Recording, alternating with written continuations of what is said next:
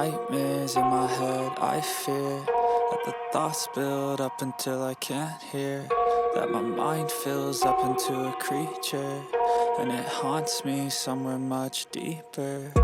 Anxiety, filling up every space, no privacy, and silently, it could build and build until you. Salam sejahtera Malaysia, Denyut Nadi Suara Rakyat bergema di channel ini. Datuk Seri Anwar Ibrahim diugut 5 juta ringgit. Bukan diugut 5 juta ringgit, tapi sebenarnya dia diberi tanda harga 5 juta ringgit.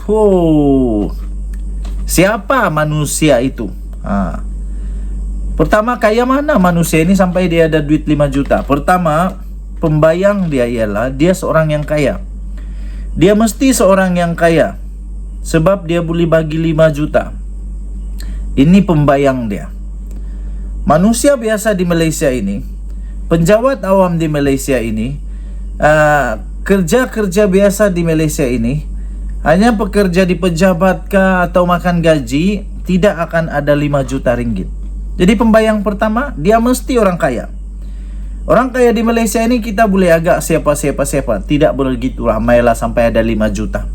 Kalau dia mau bagi 5 juta, menurut risikan, menurut psikologi industri, psikologi, kalau orang itu sanggup untuk bagi gaji 5 juta, dia mesti ada sekurang-kurangnya 50 juta. Jadi mesti orang dia kaya betul. Siapa manusia yang terlalu kaya ini yang sanggup bagi 5 juta untuk harga Perdana Menteri Datuk Seri Anwar Ibrahim? Atau hanya dia ini sebenarnya seorang yang gila, terlalu gila, otaknya sengit, otaknya tidak cukup, ada wire yang putus di dalam, sampai dia tidak dapat fikir dengan betul. Sampai walaupun dia tiada duit, dia pura-pura ada duit, dia sanggup untuk letakkan harga sampai 5 juta untuk Perdana Menteri. Atau dia ini hanya sebenarnya seorang yang cukup terlalu sewel, terlalu tak ada akai. Orang Malaysia bilang bodoh lah gitu. Adakah dia ini terlalu tidak cukup akal sampai buat macam begitu? Jadi sudah ada pembayang yang pertama, dia mesti seorang yang kaya. Pembayang kedua, dia cukup gila atau cukup bodoh untuk buat perkara ini. Jadi sudah ada pembayang, kita boleh gabung sudah. Dia mesti seorang kaya, yang bodoh atau sewel atau gila. Itulah pembayang dia. Oke. Jadi seterusnya, dia ini orang berparti atau tidak? Adakah dia mengikut mana-mana parti politik atau tidak? Mustahil seorang yang tidak ada pegangan parti politik yang berani untuk buat benda ni. Selalunya menurut psikologi, manusia yang begini ini, dia memang ada sekurang-kurangnya pegangan fahaman politik ataupun pegangan falsafah perkara yang boleh menyebabkan dia dalam keadaan otak yang ekstrim. Otak ekstrim yang dia rasa tercabar dan dia tak puas hati, tapi dia cukup gila, bodoh atau berani untuk lakukan perkara ini. Jadi sekarang kalau polis tangkap, kita mau tengoklah. Yang hairannya dia padam juga hantaran tu, dia padam. Rupanya dia tidak berani mana pun, padam juga hantaran tu. Tapi sudah terlewat, hantaran itu sudah terlewat kerana sudah masih viral. Sekarang polis sudah ambil tindakan akan menyiasat siapa orang itu. Parti politik dia di mana sebenarnya sekarang?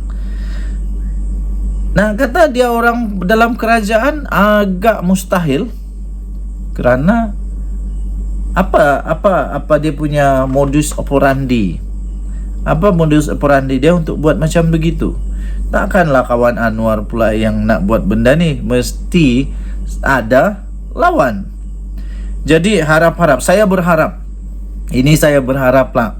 Saya berharap bukan dari Perikatan Nasional lah.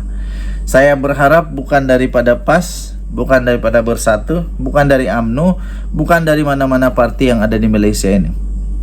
Saya harap dia tidak ada dalam mana-mana parti lah. Saya harap dia bukan ahli parti mana-mana parti yang ada di Malaysia. Sebab kalau dia adalah ahli dalam sesebuah parti di Malaysia, memang habislah, akan merosakkanlah parti itu. Ada peribahasa bilang begini, kerana nila setitik, rosak susu sebelanga. Jangan kerana hanya seorang yang cukup, entah tidak cukup otak ini, seluruh parti disebut sebagai ekstremis, sebagai manusia-manusia yang sanggup untuk melakukan perkara dosa, untuk semata-mata entah apa yang diperjuangkan pun tidak tahu. Saya pikir kalau polis nanti tangkap orang ini dan tanya kenapa dia buat macam tu, dia sendiri pun tidak tahu apa mau jawab. Dia sendiri pun akan bingung apa dia punya alasan sebenarnya.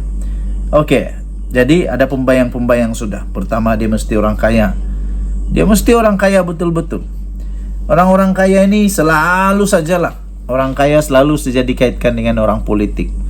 Asal orang kaya mesti ikut politik. Asal orang kaya mesti ada sedikit-sedikit, kalau tidak pun mesti dia ada terlibat sedikit dengan kawan-kawan di politik. Jadi berapa kaya dia, siapa dia, nanti kita tengoklah. Tidak lama lagi saya rasa polis di Raja Malaysia akan berjaya tangkap dia ni, dan dia akan didedahkan siapa manusia ini, dia dari mana, apa aliran politik dia, kenapa dia buat begitu, apa masalah dia dengan Datuk Seri Anwar Ibrahim. Pasti akan dibongkar nanti. Jadi kalau sudah kena tangkap nanti, saya pikir ini kalau masih ada ISA dulu, ini memang patut terus pergi ISA. Kalau ada masih ISA sekarang, patut dia ini terus tangkap ISA. Jangan dulu pergi siasat, tak payah soal siasat, tangkap penjara dulu, baru dia padan muka, dia, kerana ini membawa satu perkara yang amat bahaya kepada negara Malaysia. Sekali lagi seperti yang saya kata, saya setuju juga, saya tetap setuju kalau dia ini dibuang negara Malaysia, baru padan muka dia. Tapi ya, kita ini mempunyai belas kasihan. Kalau memang dia itu waktu itu dia boleh buktikan bahawa dia waktu itu terlebih marah, tidak sengaja, bagilah dia peluang. Cuma ya perlulah untuk kasih dia pengajaran dulu, kasih dia ajar dulu, kasih dia tidur dulu di penjara beberapa tahun, kasih denda dulu supaya orang lain jangan buat lagi. Apa pendapat kamu? Denyut Nadi, Suara Rakyat bergema di channel ini. Jangan lupa tekan butang subscribe, like dan share. Malaysia kita punya, cintai Malaysiaku, kita jaga kita. Kita jumpa lagi. Bye bye.